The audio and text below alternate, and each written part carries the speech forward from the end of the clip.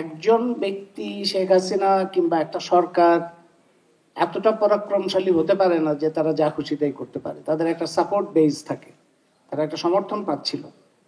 সেই সমর্থন যাদের কাছ থেকে পাচ্ছিল তাদেরকেও আমাদের খেয়াল করা দরকার। তো সেইখানে আমরা পাই ব্যুরোক্রেসি পাই, আমলাতন্ত্র পাই, ব্যবসায়ীদের একটা অংশ পাই এবং আন্তর্জাতিক সংস্থা পাই। বিশ্ব bank, IMF, Asian development bank, এই সমস্ত প্রতিষ্ঠানগুলো যে ভাষায় অ্যাপ্রিসিয়েট করেছে গত সরকার, ডেভেলপমেন্ট মিরাকল এই শব্দটা ব্যবহার হয়েছে গত সরকারের সময়।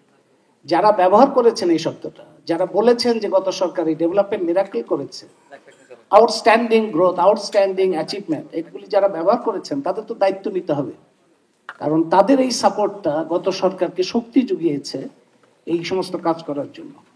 এবং সেই ব্যুরোক্রেসিকে, যে ব্যুরোক্রেসি তাদেরকে সাপোর্ট দিয়েছে, সেই ব্যুরোক্রেসিকে তো আমরা, সেই ব্যুরোক্রেসির আসলে একটা স্ট্রাকচারাল পরিবর্তন ছাড়া আমার মনে হয় না ভবিষ্যতে কোনো কিছু করা যাবে আমলাতন্ত্রের।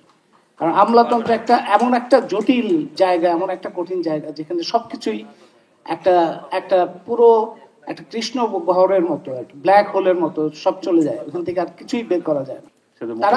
তারা করতে পারবেন, কিন্তু তাদের কিছু পরিবর্তনের, অন্তর্বর্তী সরকার তো অস্থায়ী সরকার, তাদের কাছ থেকে আমরা খুব বেশি এক্সপেক্ট করতে পারি না, কিন্তু কিছু পরিবর্তনের সূচনা আমরা আশা করতে পারি। সেই পরিবর্তনের সূচনার মধ্যে যেমন ধরেন গত সরকারের সময় অর্থ লুণ্ঠন যতটা হয়েছে, আমি মনে করি যে তার চাইতে অনেক ক্ষতি হয়েছে প্রতিষ্ঠান ধ্বংস হয়।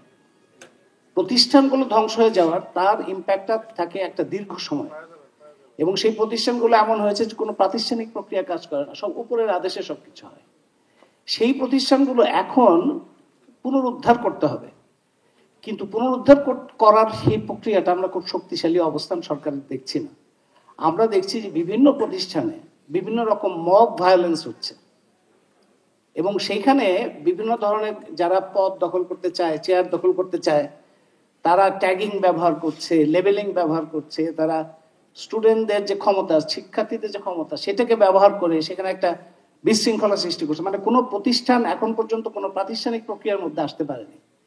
এইখানে সরকারের একটা খুব সক্রিয় ভূমিকা দরকার ছিল, তাদের একটা সরব ভূমিকা দরকার ছিল, সেটা আমরা দেখি নাই এখন পর্যন্ত। সেটা একটা সমস্যা।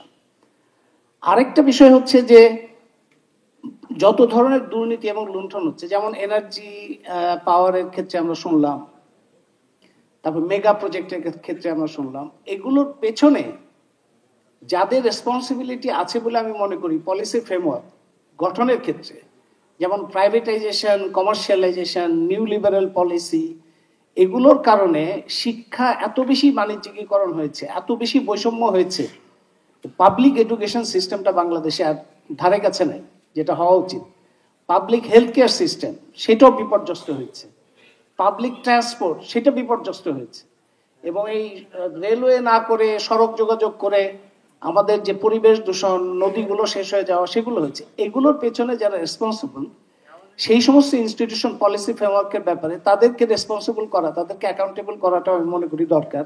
তাদের মধ্যে বিশ্ব ব্যাংক এক নম্বরে, এশিয়ান ডেভেলপমেন্ট ব্যাংক, এই সমস্ত ডেভেলপমেন্ট প্রজেক্টের পেছনে তারা আছে, এবং IMF যারা বিভিন্ন ধরনের প্রেসক্রিপশন দিচ্ছে, দুই ধরনের। এক ধরনের হলো করাপশন, ইনস্টিটিউশনাল রিফর্ম, সেগুলো খুবই ঠিক, কিন্তু সেগুলির ব্যাপারে তারা সিরিয়াস যতটা, তার থেকে অনেক বেশি সিরিয়াস হচ্ছে সাবসিডি কমানো, জিনিসপত্রের দাম বাড়ানো, মানে ওয়েজ ছাড়া সমস্ত কিছু বাড়াইতে হবে, সেগুলো হচ্ছে। এবং তাদের কথা শুনে গত কয়দিন আগে যে ভ্যাট এবং অন্যান্য জিনিসগুলির দাম বাড়ানো হলো, যেখানে একদিকে ইন্টারেস্ট রেট বাড়ানো হচ্ছে, আরেকদিকে মূল্যস্ফীতি বাড়ানোর মতো প্রক্রিয়া সিদ্ধান্ত নেওয়া হলো, সেইখানে আপনারা চিন্তা করেন যে IMF এর 3 বছরে যে পরিমাণ লোন দেয়, রেমিটেন্স যেটা আমরা আজকে শুনলাম, রেমিটেন্স তার থেকে 2 মাসের তার থেকে বেশি আসে, অথচ রেমিটেন্স যারা পাঠায় তারা গুরুত্ব নাই, অথচ IMF এর কথা শুনে জনগণের উপর একটা বোঝা চাপানো হচ্ছে।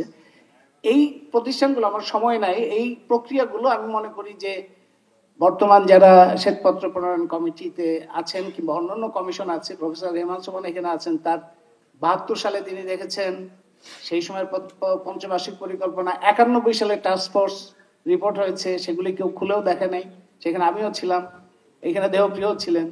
তো এইগুলি একই রকম পুনরাবৃত্তি হবে না, সেটা আমরা চাই, এবং সেই ক্ষেত্রে অন্তর্বর্তী সরকারের একটা প্রোঅ্যাক্টিভ ভূমিকা দরকার, এবং সেখানে আমাদেরও একটা বড় ধরনের সেই পরিবর্তনে আরেকটা কথা বলে আমি শেষ করি। দেবপ্রিয়কে আমি কলেজ জীবন থেকে জানি এবং দেবপ্রিয় খুব ভালো বাংলা জানে, কিন্তু তারা একটা পরিবর্তনের সূচনা করতে পারত যে শ্বেতপত্র কমিটির রিপোর্টটা বাংলা ভাষায় প্রণয়ন করা। বাংলাদেশে যত ধরনের নীতিমালা প্রণীত হয় তার বেশিরভাগ কি কারণে ইংরেজিতে হয়, সেটা আমি এই প্রশ্নের উত্তর আমি জানি না। কেন হয়? অডিয়েন্স কি বাংলাদেশের মানুষ নাকি আন্তর্জাতিক সংস্থাগুলোর অফিস? আন্তর্জাতিক সংস্থাগুলোকে আমরা বলতে পারি যে সেখানে যেন অনুবাদক তারা রাখেন। তারা যদি না পারেন, সেই সক্ষমতা তাদের না থাকলে মন্ত্রণালয়গুলো তাদেরকে একটা অনুবাদক সাপ্লাই দিতে পারে, কিন্তু পুরো নীতিমালা তো অবশ্যই বাংলায় হতে হবে। সেটা সূচনা দেবপ্রিয়রা করতে পারতেন। আশা করি ভবিষ্যতে এটা সূচনা হবে। সবাইকে ধন্যবাদ।